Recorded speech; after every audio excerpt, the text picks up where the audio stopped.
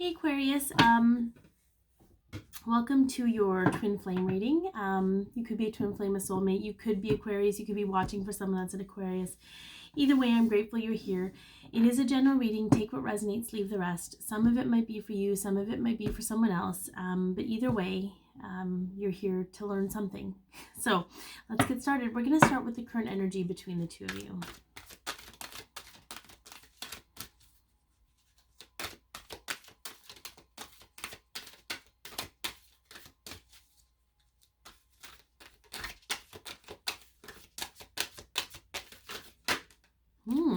Very interesting. That took a bit to come out. I feel like it was sort of like this holding pattern. Nothing concrete coming forward. Okay. I love that the twin flame card in this deck is on the bottom, by the way, though. The Magician and the Mirror. But we got door to romance. Okay. Often when I see this card, it's this...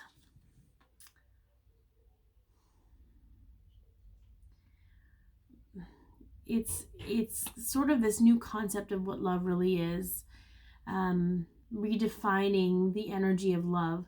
And I love that the key to the cage that the heart is in is hanging beside the cage. Like, you can unlock this at any time. But obviously for good reason you haven't yet. So let's take a look. Let's look at a past situation that's provided healing and learning. Often the past situations are very difficult emotionally, so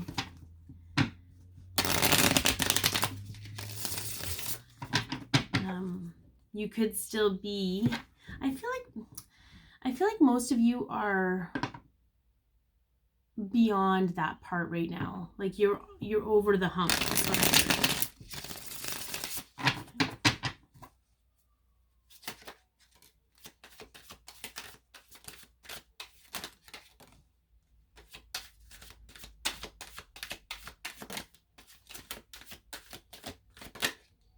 Okay, so the first one that came up was the Ten of Pentacles.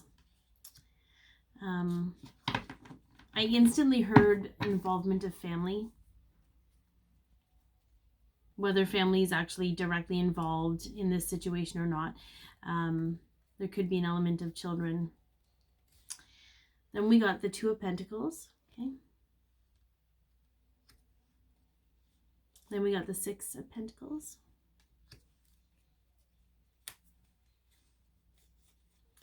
Then we got the Nine of Wands. I believe this is when the Four of Cups popped out. And hold on the phone, because we have, I know I saw her. I saw the Empress pop up. Yeah, there she is. So we have the Empress. And then we have the Knight of Cups in reverse. And I'm going to leave it like that. On the bottom, we have the Nine of Cups, which is wishes fulfilled.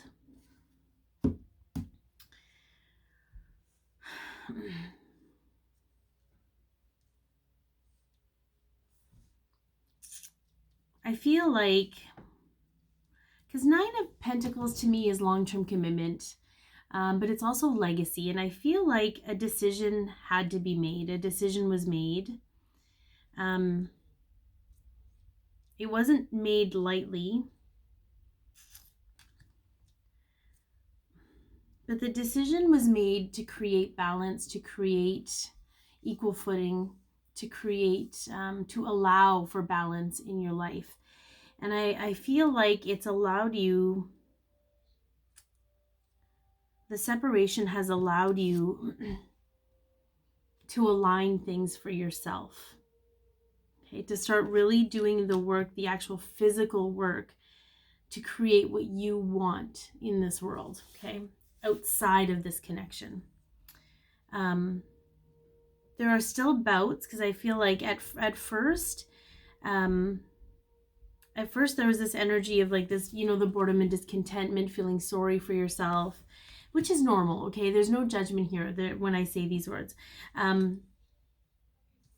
Feeling sorry for yourself because you've had to make a decision on something you didn't want to. But ultimately, you're in a space now where it's shifted you into your Empress energy. And I need to preface that I tend to read for the Divine Feminine, for those of you watching, with the Divine Masculine being the other person. But I feel like there was a shift here, and I feel like maybe it had to do a lot with the Pluto-Saturn conjunction and all of this energy coming through at the beginning of January in 2020. The longing is still there. Like, this is, to me, is the longing card. The longing is still there. However, it's sort of the longing has shifted. The longing has shifted into this space of wanting what's best for yourself, wanting to feel good, wanting to create, wanting to live in the existence of abundance. I feel like that is sort of this energy. And the more you lay things out and align yourself, the more you step into your Empress energy. And here's the thing, whatever is happening subconsciously with the feminine, and I'm going to say this in every video, so for those of you that watch me regularly, 1, thank you, 2, you've heard this before, but whatever is happening energetically for the feminine, it is manifesting in the physical for the masculine. So when you step into your Empress energy in this space of nurturing and love, unconditional love and abundance, and creativity, they're able to create in their world. Okay, they're able to create that for themselves. I feel like this situation has forced you into that energy, which is, as you know, very beneficial for you. Okay, let's take a look and see how the connection is affecting you right now in this moment. Interesting. We have lots of sword energy, which is not surprising, being that you're Aquarius on some level. So you could be a sun sign, moon sign, rising sign, or Venus sign Aquarius, and this would affect you. Yeah. So the first card that popped up was the King of Swords. I've been noted to point out that there is a bat, a crow, a dragonfly, and an owl. Okay.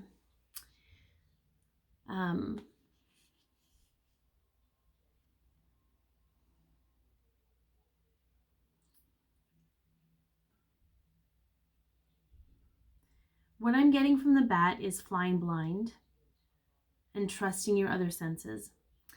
The crow is about integrating your senses with your intuition.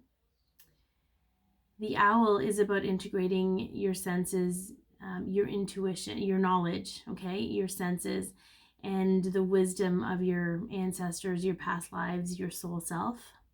And the dragonfly is about transforming to allow the alchemy of all that to work together.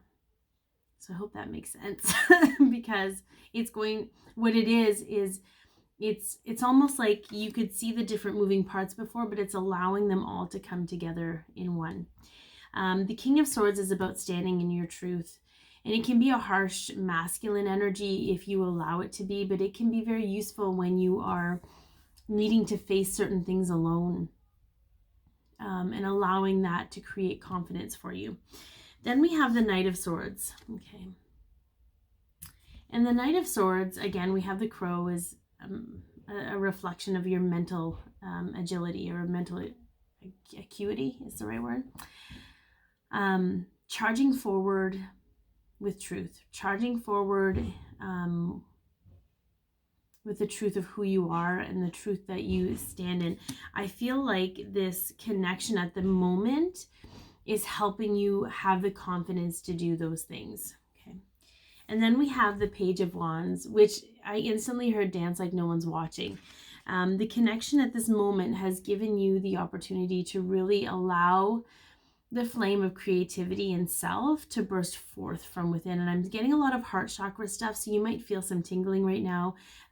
Just as you're watching this, know that there's just opening and cleaning and purging happening for your heart chakra.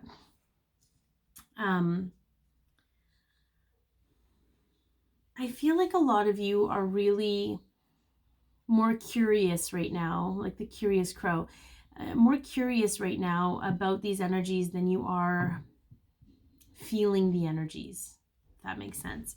Oh, I didn't even notice that these were like laying down here this whole time. What the frig? Like, where did they even come from? I didn't even feel themselves. Maybe you can rewind the video and I'll have to rewind the video and watch it. Wow. I can't. Okay. Your card in the tarot deck keeps popping up. Look at this. We've got the Emperor to match your Empress here. We have the Lovers, and we have the Ten of Cups. Okay. There is this spark of hope in you that wasn't here for a long time. There's this connection here, this hope, because ultimately the happier you make yourself, the happier you're going to be in this connection, because it's a reflection of you. There's a strategy to how you implement your choices. And that strategy needs to include the interconnectedness you have with yourself, as well as allowing what makes you happy to guide you. Interesting. That was just a little message that had to come up. But there's hope here that hasn't been here in a while. Okay, so we're going to get some cards representing your other person. Before we do that, we'll talk about the extended version. We're going to talk about hidden factors in your connection, what blockages are being removed, what lessons are being learned, how they want to move forward with you, guidance on how you can move forward in the moment yourself, and hopes and intentions for the future. And the information to get the extended is in the description box below. All right, so let's get a card or two or three, whatever, representing your person. Okay, or four, you know. Yeah. So we have the Ten of Swords. The Ten of Swords is Gemini energy, so they could have strong Gemini in their chart somewhere, moon, sun, rising sign, or Venus sign if it's not their sun. They could have multiple elements in the sign Gemini because it was the first one to come up. The next one that came up was the Ace of Pentacles. So we have a new physical beginning here. We also have earthy signs. We have the Eight of Pentacles, which is represented by Taurus. And then we have the Magician, okay, which from what I understand has Aries energy in it. What I get more so from this is someone that, and I don't know if I feel like they're contemplating a lot. Like they're recognizing kind of maybe where they're holding themselves back from their own new physical beginning. And there's some refinement happening. But the Magician, their higher self, their masculine higher self is coming through and helping them do the work around those things, either pointing out patterns, recognizing it's, experiencing the same thing over and over and over again. Here I go again. Why am I doing this? Blah, blah, blah, right? So I feel like there's this energy of understanding kind of how they're in their own way, which I think is something we don't often hear or see about the masculine because, we got to focus on ourselves, femmes. Okay. And I use he, but it doesn't mean they're actually a man. They could be a woman. This is just the dominant masculine energy. And for all intents and purposes, the twin that has not awakened first. Okay, so let's see what's on their mind right now. Yeah, so we have the Hermit. They've been going within. They've been trying to heal from within. We have the Page of Swords on the bottom, which tells me, and the Queen of Cups. Bam. Which tells me that they are working on being truly honest with themselves and being honest about their emotions and their feelings that they're having, and trying to gain some form of flow with that and acceptance with that, and emotional maturity, if you will. But they know that they really need to, if there's almost a detachment from influence, they recognize where they're being influenced, and it's almost like for them it's a physical feeling, like, you know, when someone says something that rubs you the wrong way, it's really rubbing them the wrong way. They're like, this doesn't feel right anymore. Like, I don't want to just go through the motions. Like, I really want to be happy, okay? All right, let's take a look at what is in their heart space. Okay, yeah. We also have the Knight of Swords. So I think it's very interesting that how the connection is affecting you, the Knight of Swords shows up. And then we see it in their heart space, the Knight of Swords showing up. Coming forward with truth and honesty. And then we have these three that have flipped up. Okay, yeah. We have the Temperance card. Okay. We have the Ace of Wands. And then we have the King of Cups. Okay.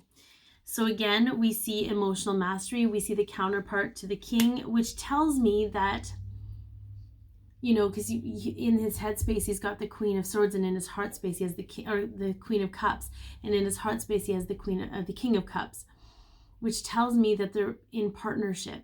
They're working together. They're in alignment. They're working towards alignment. There's a lot of self-care and healing and balance. They're seeking that now. They're being honest about the fact that they can't just push through things and just bury things. Like, they actually need to take time for self.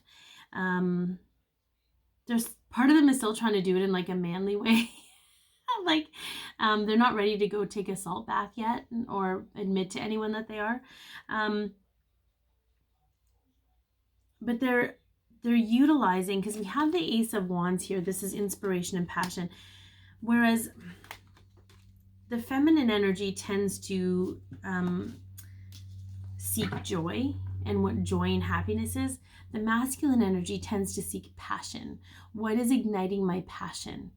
And I got to tell you, it doesn't matter how they get there. It's the fact that they're getting there that's important, okay? All right, let's take a look at how they're viewing you right now. I love it. We have the Six of Cups. Deep soul ties, nostalgia, okay? And then we have the Three of Cups with that. And the Three of Cups to me is joy, bounty, friendship, okay? Also, reunion, okay? There is no doubt in my mind that this person or this group of people, because I tend to connect to a group and we're all connected, but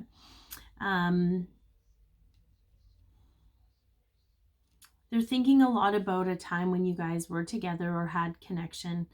There's a sense of a nostalgia for the friendship that the two of you shared, and they want to come together. They want to have drinks. They want to reconnect. There's blockages to that, though. There's energetic blockages to that. And just know that the door to romance is opening for you guys. You have the key. You just have to have the courage to use it. And we'll get into that more in the extended version about how this all is going to transpire. But at this moment in time, you're both in a really great place of rediscovering who you are, and allowing that to set things in motion for your future. So I hope that this has helped. Be your peace, love yourself, share your light. Please like, share, comment, and or subscribe if this resonated, and have yourself a great day, Aquarius.